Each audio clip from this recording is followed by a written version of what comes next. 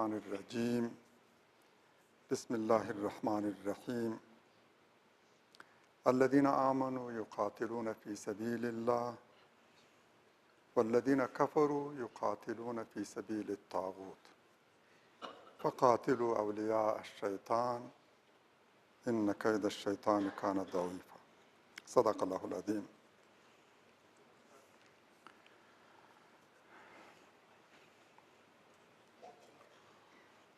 دې ورځو کې د سولې په ارتباط ځینې هڅې پیل شوې دي، هڅې هم له یو لوري او څرګندونې هم بل لوري، ځینو کې هیلې رازېږولې دي او ځینې هم شکمن دي چې ښایي دا د نورو سترو مسایلو په ارتباط چې کومې لوبې روانې دي دا هم همدغسې یو لوبه ده، تر کوم ځایه پورې چې په موږ پورې ارتباط لري. زموږ لپاره سوله اولویت دی، موږ سوله غواړو، د جګړې پای، ډاډمنه او دایمي سوله. حزب پخپله هم له دولت سره سوله وکړه، نورو ته هم سپارښتنه کوي چې د سولې لار غوره کړي. موږ د هر هغه اقدام او ابتکار نوښت ملاتړ او حمایت کوو چې په سولې منتج شي. د هر هغه صادقانه ابتکار اقدام نوښت په کلکه حمایت کوو چې واقعاً د سولې لپاره وي او په سولې منتج شي. متاسفانه نن چې د چا په لاس کې واک دی، دولت، واکمنان، د اقتدار خاوندان، په دوی کې متاسفانه چې نه موږ د سولې اراده ګورو، صادقانه اراده، نه ظرفیت او نه د سولې په ارتباط واضح جامع عملي طرح. که څه وایم تش شعارونه دي، عمل کې هغه څه کوي چې سولې په وړاندې خنډ شي.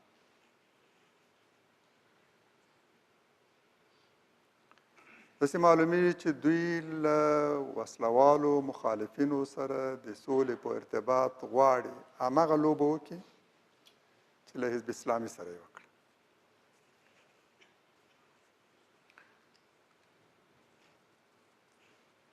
امریکا له طالبانو او له دولت غوښتي چې د سولې او مذاکراتو لپاره دی هر یو له خپل لوري صلاحیتمن هیات وټاکي.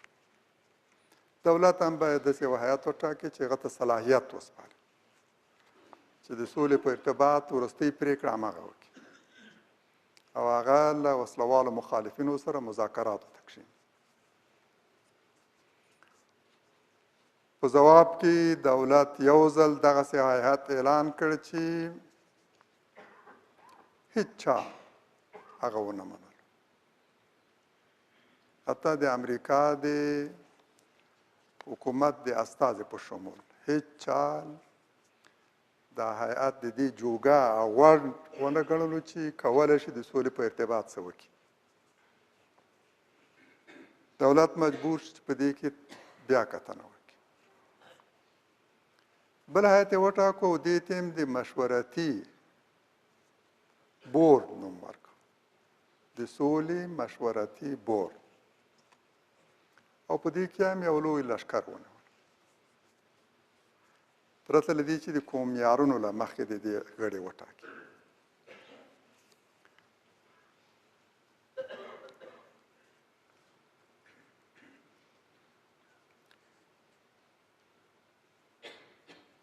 سیاسي ګوندونو ټولو تقریبا ټولو دا مشورتي بورد رد کړ.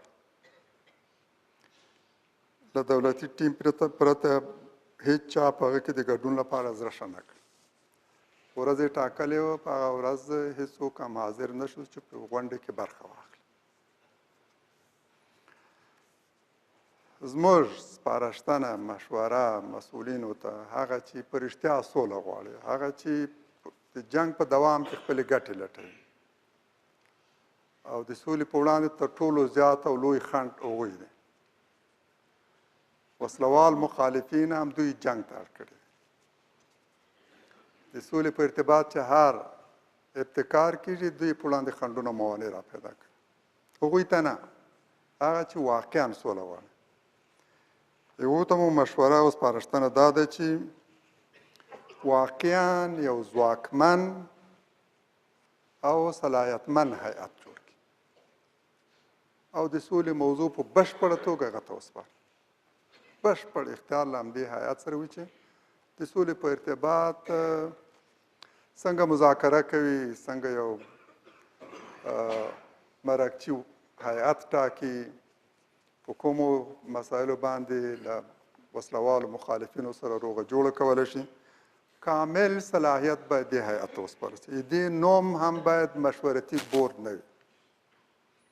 مشورتي بورد معنا دا ده چې هغوی به فقط مشورې ورکوي، بیا چې څنګه یې خوښه وه پرېکړه به دوی ترې راباسي، لکه چې تر نن شوي.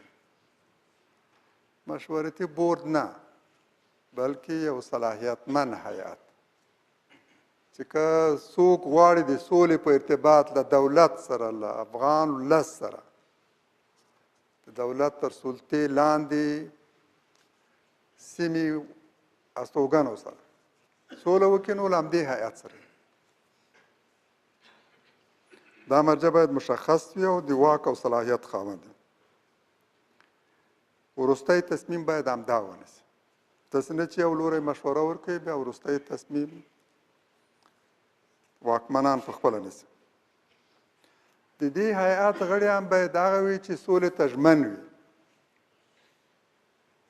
واقعا د هغوی له خبرې، له حرکاتو، له مواضیعو، له دریځونو، له څرګندونو، له سابقې دا معلومیږي چې هغوی سولې سره علاقه لري، سولې ته ژمن دي او له زړه نه سوله غواړي. غړي باید داسې کسان وي. همداراز دوی باید د سولې په تامین کې د څه کولو وړتیا او توان ولري. کله چې د سولې په ارتباط کومه پرېکړه کېږي، بیا هغوی د دې توان هم ولري چې په تامین کې د دې پرېکړې په عمل کولو کې هغوی څه وړتیا او توان او استعداد ظرفیت هم ولري. داسې کسان باید د سولې په دې ځواکمن او صلاحیتمن هیئت کې شامل وي. نه جنګ غوښتونکي، هغه چې د جنګ په دوام ټینګار کوي، هغه چې خپلې ګټې د جنګ په دوام کې لټوي، هغه چې ماموریت یې جنګ دی، هغه چې له بهره ګمارل شوي چې باید خپل ټول توان طاقت دا هڅه وکړي چې جنګ دوام وکړي. په دې هیئت کې باید د سولې دشمنان نه وي. په دې هیئت کې باید جنګ غوښتونکي نه وي. په دې هیئت کې باید سولې ته ژمن شخصیتونه وي. زموږ نظر دا ده چې په دې هیئت کې باید یوازې د اغېزمنو ځواکمنو سیاسي ګوندونو مشران شامل او له دولت نه فقط 2 کسان، جمهور رئیس او اجرایي رئیس، کافي دی. دا پرېکړه باید همدغه هیئت وکړي. دا نه باید جمهور رئیس ته پرېښودل سي، نه کابینې ته او نه حکومت، بلکې دا صلاحیت باید په بشپړه توګه انتقال شي همدې هیئت ته. او دا خبره اعلان شي چې د سولې په ارتباط د تصمیم وروستی مقتدره مرجع همدغه هیئت.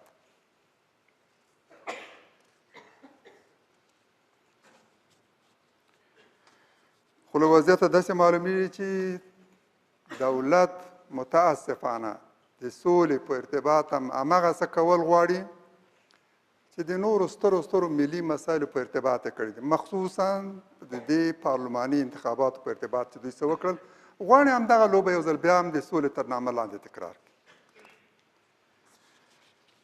دوی نه واقعي سوله غواړي او نه واقعي او شفاف عادلانه انتخابات.